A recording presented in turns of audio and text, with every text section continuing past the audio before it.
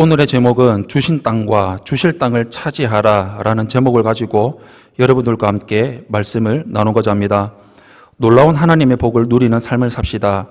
신명기 강의 9번째 시간입니다. 우리가 살고 있는 세상에는 수많은 종교들이 있습니다. 어떤 종교는 신이라는 존재를 가정하지도 않습니다. 철학을 신으로 삼거나 공상의 신을 만들기도 하고 인간이 스스로 만들어내거나 상상으로 만들어낸 다양한 신들이 있습니다. 그런 종교들과 우리 여호와 하나님은 차이가 있습니다. 인간이 만든 신은 탐욕스럽습니다. 그 신들은 많은 재물을 요구합니다. 그러나 우리 하나님은 전혀 다릅니다. 먼저 찾아와 주시고 부르시고 인도해 주시고 갈 길을 밝히 보여주십니다. 이스라엘이 요단강을 건너기 전에 차지한 땅에 정착하고 이후에 요단강을 건너서 약속의 땅을 차지할 준비를 하는 모습을 통해서 이스라엘은 하나님이 그들과 함께 하심을 믿고 하나님을 의지하며 약속의 땅을 정복할 수 있을 것이라는 믿음과 자신감을 얻었을 것입니다. 오늘 말씀을 통해서 우리에게도 동일하게 주어지는 하나님의 말씀에 순종하며 나아가는 시간이 되기를 예수님 이름으로 축원합니다. 먼저 첫 번째로 우리는 하나님이 주신 땅에 정착하며 살아가야 합니다. 이스라엘은 요단강 동편 길르앗과 바산을 차지했습니다. 전쟁을 하기 전 모세는 헤스본 왕 시온에게 평화롭게 그 땅을 지나가겠다고 제안했는데 이는 원래 요단강 동편은 이스라엘이 차지할 땅으로 생각하지도 않고 있었다는 뜻이었습니다. 하지만 하나님은 시온과 옥이 이스라엘에게 맞서도록 섭리하셨고 결국 그 땅은 르우벤, 갓, 므낫세 반지파의 족속의 땅이 되었습니다. 므낫세 반지파는 북부를 차지했는데 야일의 후손들은 바산을, 마길의 후손들은 길르앗의 절반을 차지합니다. 그리고 르우벤 지파와 갓 지파는 길르앗에서부터 아르논 골짜기의 지역을 포함한 요단강 동쪽의 남부 지역을 차지했습니다. 사실 가나안 정복 전쟁은 아직 정식으로 시작되지 않았는데 이는 이들이 이 땅을 하나님께 첫 열매로 드리지 않았다는 것을 보면 알 수가 있습니다. 하나님께 드려진 첫 열매는 요단강을 건넌 후에 맨 처음으로 정복한 성읍인 바로 여리고 성이었습니다. 그럼에도 하나님은 미리 전쟁의 승리를 맛보게 하시고 그 땅을 차지하고 정착하는 기쁨을 누리게 하시면서 내가 너와 함께 있다.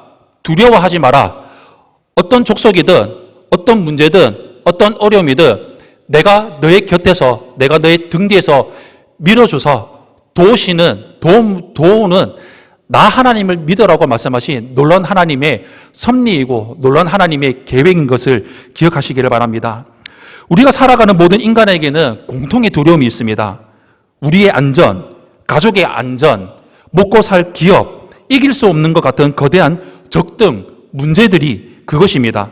우리 하나님은 이 모든 것을 보장해 주십니다. 기업을 먼저 얻은 지파의 군사들이 가족과 가축을 그 땅에 두고 가도 안심할 수 있는 이유도 바로 하나님이 지켜주시기 때문입니다. 또한 하나님은 그들에게 기업을 주시기 위해서 이 싸움을 주관하고 계십니다. 아무리 두려운 적도 이기게 하십니다. 앞으로도 이기게 하시겠다고 약속하십니다. 그렇기 때문에 두려워하지 말고 무서워하지 말라고 격려하십니다. 여호와 하나님은 누구십니까? 우리가 아까 전에 읽었던 본문에서 너희 하나님이라고 말하고 있습니다. 또한 너희를 위해 싸우는 분이라고 가르쳐주고 있습니다.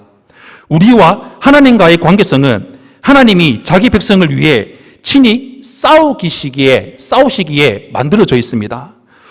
우리가 하나님을 찾은 것이 아닙니다. 하나님이 먼저 찾아와 주시고 하나님이 나의 하나님, 우리의 하나님이 되어 주신 것입니다. 우리를 위해 싸우시고 함께 하시는 하나님을 온전히 의지하며 하나님 바라고 살아가는 귀한 성도님들의 삶이 되시기를 예수님 이름으로 축원합니다. 두 번째로 우리는 남은 땅을 정복하고 살아가야 합니다. 모압 평야와 길르앗과 바산은 비옥하고 매우 좋은 땅이었습니다. 하지만 이스라엘은 그곳에 만족하며 머물러 있어서는 안 되었습니다. 이스라엘은 하나님 앞에서 패역하며 가증한 죄악을 저지르고 있던 가나안의 7 족속을 심판하는 하나님의 도구가 되어야 했습니다. 그래서 모세는 요단강 동편의 땅을 차지한 루벤, 갓, 므낫세 반지파가 선봉이 되어서 처자와 가축은 두고 요단강을 건너라고 명령하십니다. 그들은 이미 자기들의 몫을 받았지만 가나안의 족속을 징벌하고 다른 지파들의 기업을 얻게 하는 사명을 완수해야만 했습니다. 또한 모세는 여호수아에게 요단강 서편을 정복하기 위한 군 통수권을 위임하면서 남아있는 요단강 서쪽 지역을 차지하라고 말합니다. 요단강 동편의 땅을 차지하는 데까지는 모세가 감당했지만 요단강 서편의 땅에는 여호수아가 이스라엘을 이끌고 들어가야만 했습니다. 이스라엘이 그 땅을 차지하는 방법은 변화가 없었습니다. 하나님의 약속을 믿어서 두려워하지 않고 순종하는 것이 승리하는 비결이었습니다. 그리스도인들은 그저 나는 구원받았다, 이것으로만 즐거워만 하고 있어서는 안 됩니다. 우리는 온 땅에 우리 하나님의 영광과 예수 그리스도의 복음을 전파하는 사명을 부여받았습니다. 내 주위 이웃부터, 내 가족부터, 주위 사람들부터 나아가 전 세계까지 예수는 주라, 예수는 하나님이시다, 예수는 구원자이시다, 살아계신 하나님이시다라고 선포하며 시인하며 살아가야 합니다. 이 사명을 감당하며 나아갈 때 우리 하나님께서는 그 은혜를 변함없이 내려주시고 우리를 채워주시고 우리 삶을 인도해 주실 것입니다. 사랑하는 성도 여러분, 많은 성도가 고난이 찾아오고 가난하고 힘들 때 주님을 잘 섬기다가 조금이라도 경제적으로 괜찮아지고 건강해지면 거기에 안주하고 하나님이 주신 사명을 가끔 잊어버릴 때가 있습니다. 그래서는 안 됩니다. 우리에게 주어진 사명을 잊지 말고 하나님이 나에게 이런 은혜를 주신 이유는, 이런 복을 허락하시고 주신 이유는 그 사명을 더 잘 감당하도록 하시기 위함임을 깨달아서 최선을 다하며 주님을 섬기며 나아가시기를 바랍니다. 은혜를 누리되 절대로 안주해서는 안 됩니다. 우리 하나님은 살아계십니다. 우리에게 찾아오신 분이 바로 하나님이십니다. 그리고 현실을 변화시켜 주십니다. 우리 처한 상황을 역전시켜 주십니다. 그러므로 우리에게 이 땅의 거짓 신들과 세상을 두려워하지 말라고 말씀하십니다. 하나님께서 당신의 백성을 위해서 친히 싸우시는 하나님이시기 때문이십니다. 우리는 하나님을 어떻게 믿어야 할까요? 성경은 함께라는 답을 우리에게 줍니다. 우리는 우리의 땅이 생긴 것에 만족해서는 안 됩니다. 잠시 눈에 보이는 안락함과 복에만 매여 있다면 그 사람에게 주어진 것은 곧 바람에 나는 겨처럼 사라져 버릴 것입니다. 왜 그럴까요? 우리는 사랑의 띠로 하나가 되었기 때문입니다. 우리는 각 사람이 자기의 역할을 하는 한 몸의 부분, 바로 지체이기 때문입니다. 하나님을 섬기는 삶은 결코 혼자 할 수 있는 것이 아닙니다. 신앙생활 절대로 혼자 할 수가 없습니다. 교회생활 혼자 할 수가 없습니다. 함께하는 것입니다. 함께하는 것이 능력이고 함께하는 것이 하나님이 우리에게 주신 명령인 것입니다. 우리는 함께하고 있습니까? 세일 안에서 함께 모이면서 나아가고 있습니까? 우리 교회 안에 깊이 뿌리 박고 계십니까? 우리에게 주어진 영적 리더의 말씀을 아멘하고 순종하며 나아가고 계십니까? 그 순종이 곧이 곧대로 말씀하신 그대로 네, 그렇게 가겠습니다 라고 순종하는 것입니다. 목사님이 말씀하실 때 뭔가가 있으니까 이렇게 말씀하신 거 아닌가 라고 생각하는 것이 아니라 아멘, 그렇게 가겠습니다, 그렇게 순종하겠습니다, 그렇게 나아가겠습니다 하는 것이 신앙생활이고 그것이 교회생활이고 믿음생활입니다. 그렇게 할 때 우리의 신앙이 자라납니다. 무럭무럭 자라납니다. 건강해집니다. 강성해집니다. 영적 전쟁을 싸울 수 있는, 영적 전쟁터로 나갈 수 있는 그리스도의 위대한 군사가 되는 것입니다. 아마 우리 성도님들 중에서 아마 운동을 하신 성도님들은 잘 아실 것입니다. 운동을 하러 갈 때 처음에 아무것도 모르는 상태에서 완전 제로 베이스에서 운동을 배우러 갑니다. 이제 예를 들어서 이제 헬스를 배우러 간다고 치칩시다. 헬스를 배우러 갔는데 처음에 아무것도 모르니까 기구를 어떻게 하는 방법, 운동하는 방법, 어떻게 해야 되는 방법 전혀 모릅니다. 아무것도 모르는 상태에서 갑니다. 트레이너가 이렇게 하세요라고 가르치는 대로 운동을 합니다.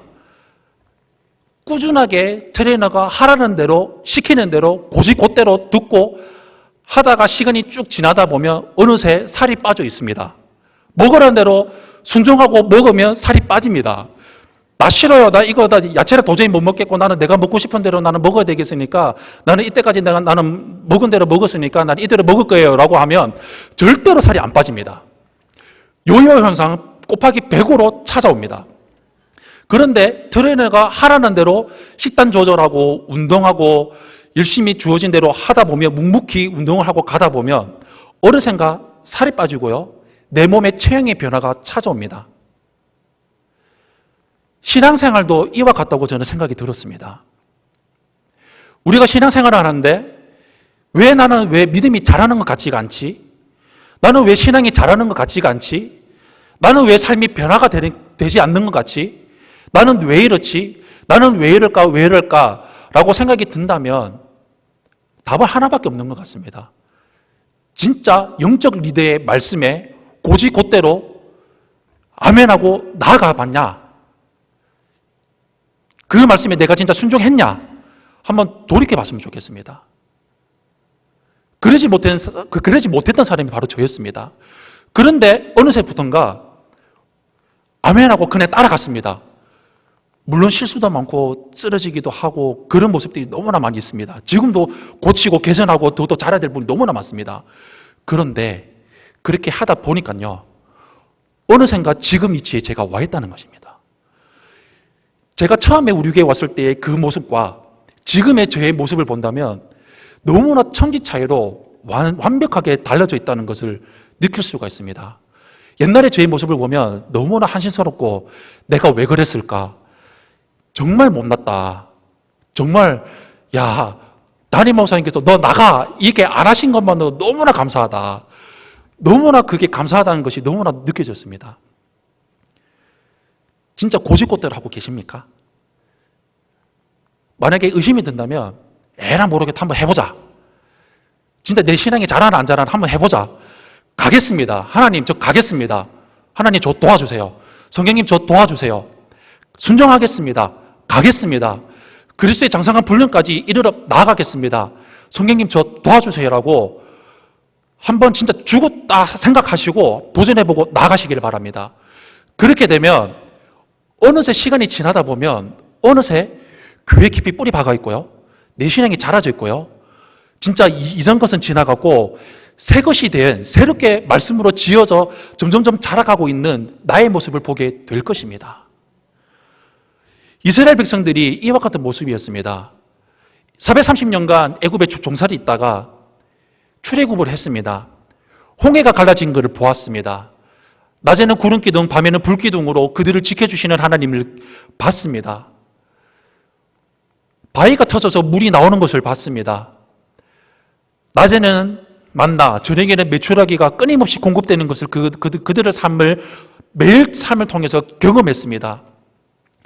그런데 말씀이 딱 의심이 되니까 그들이 두려운 마음이 들어오기 시작하니까 우리는 절대 들어갈 수 없다고 하나님께서 약속하신 그 땅을 악평하자 하니까 결론이 무엇입니까?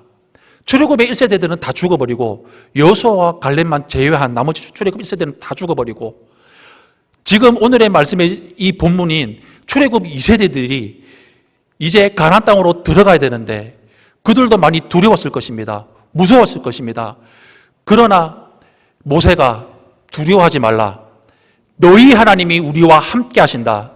하나님이 우리와 함께 하신다. 그 하나님 바라보고 하나님 믿고 나아가라고 말했던 그 말을 듣고 나아갔을 때 하나님께서 주신 보너스, 바로 요단 동편의 그 땅을 세 지파가 얻었다는 것입니다.